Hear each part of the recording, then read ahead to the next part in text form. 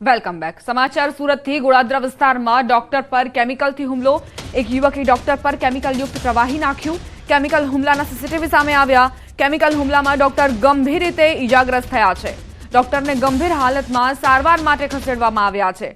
સુરતની આ ઘટનાના સીસીટીવી ફૂટેજ પણ સામે આવ્યા છે. અમારા સંવાદદાતા કીર્તેશ જોડાઈ ગયા છે વધુ જાણકારી સાથે.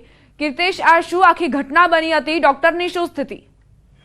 બિલકુલ, સુરતના ગોળાદરા ડિંડોલી વિસ્તારની આ ઘટના છે કે જ્યાં એક તબીબ ઉપર એક યુવક દ્વારા કેમિકલ નાખવામાં આવ્યું છે. કહી શકાય કે કૃષ્ણ મેડિકલ નામની મેડિકલ શોપ છે, તેની બાજુમાં જ ડોક્ટર છે, જેની હોસ્પિટલ છે શ્રી સાઈ ક્લિનિક છે. આ ડોક્ટર સાથે આ વ્યક્તિને શું તકલીફ હતી તેની હજુ સુધી ખબર નથી પડી, પણ આવીને અચાનક જ ડોક્ટર ઉપર કેમિકલ એક પ્રકારનું નાખ્યું હતું જે જ્વલનશીલ હતું, જેને લઈને ડોક્ટરની હાલત ગંભીર થતા તેને સારવાર અર્થે ખસેડવામાં આવ્યો છે. સમગ્ર ઘટનાને લઈને ગોળાદરા પોલીસે તપાસ શરૂ કરી છે. સમગ્ર ઘટનાના સીસીટીવી સામે આવ્યા છે, ત્યારે જોવાનું એ રહ્યું કે આરોપી પકડાયા બાદ જ ખ્યાલ આવશે કે આ વ્યક્તિને તબીબ સાથે કયા પ્રકારની દુશ્મની હતી અને આ પ્રકારનું કૃત્ય કરવા પાછળનું કારણ શું.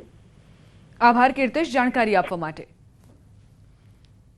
કેમિકલ હુમલાના સીસીટીવી પણ સામે આવ્યા છે. કયા કારણોસર આ યુવકે આરોપી છે તેણે હુમલો કર્યો તે હજુ સ્પષ્ટ નથી થઈ શક્યું. તપાસ બાદ એ હકીકત ખુલશે.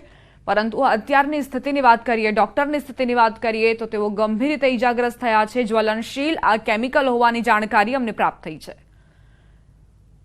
ડોક્ટરની સારવાર ચાલી રહી છે અને ઝડપથી તેમની રિકવરીની પરિવાર પણ આશા રાખી રહ્યો છે.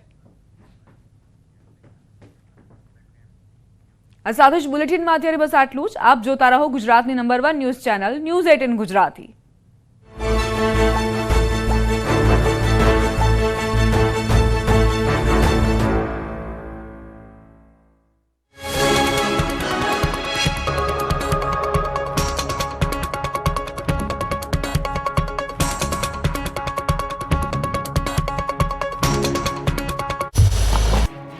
ગુજરાતમાં ગાયબ થઈ ગયેલી ઠંડીએ ફરી હાજરી પુરાવી છે. રાતથી ગુજરાતમાં કડકડતી ઠંડીનો અહેસાસ થવા લાગ્યો હતો.